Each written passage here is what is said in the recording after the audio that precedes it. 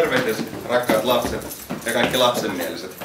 Tänään me opetetaan teille, kuinka hakea opintotukea. Elikkä opintotuki. Opintotuki sai alkunsa vuonna 1959, jolloin se tosin oli vain valtion takaama laina. Nykyiseen muotoon opintotuki astui 1977, jonka jälkeen tukia niin nostettu kuin laskettu suuntaan tai toiseen. Viimeisimpänä vuonna 2013, jolloin opintotuki lisättiin myös elinkustanneindeksiin. Mitä tämä tarkoittaa, sitä en tiedä. Katsokaa Wikipediasta. Mutta joo, opintotuen saamiseen tarvii koululta opiskelijatodistuksen ja Kelalta myönteisen hyväksynnän hakemukselle. Ja nyt me voitaisiin ruveta selvittämään näitä asioita.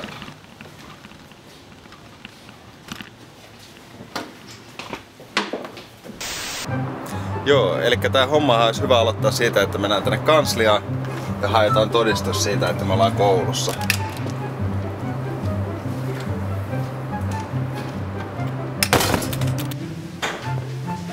Terve. Mä tulin hakemaan opintotukihakemusta.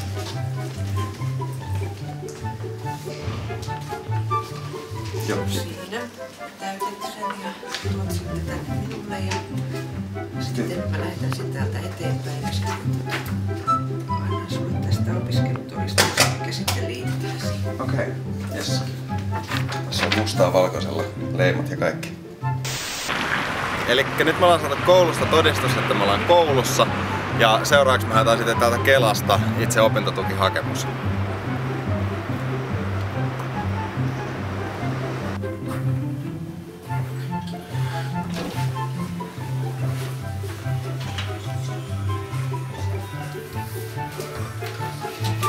Muista vuoronumero.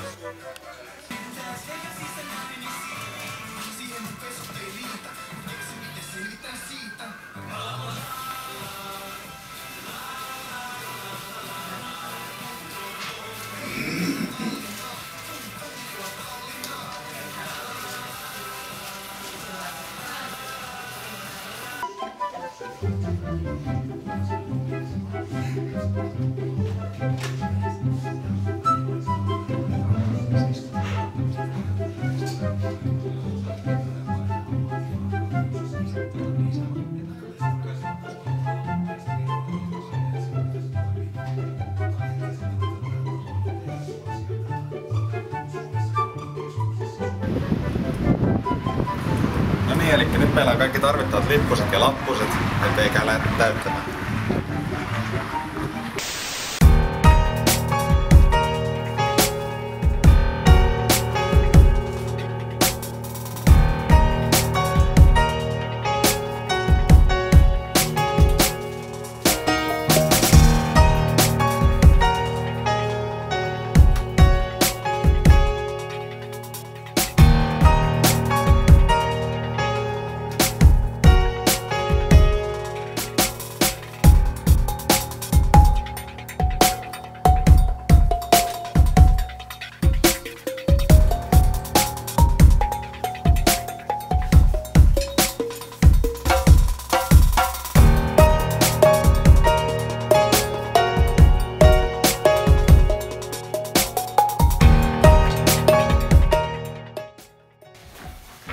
Joo, eli tosiaan nyt on tukipaperit täytetty, ei mennyt edes kauaa.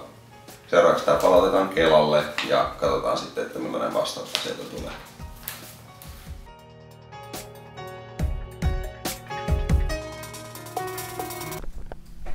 Tosiaan unohtui mainita, että tämän kaiken voi tehdä myös netissä.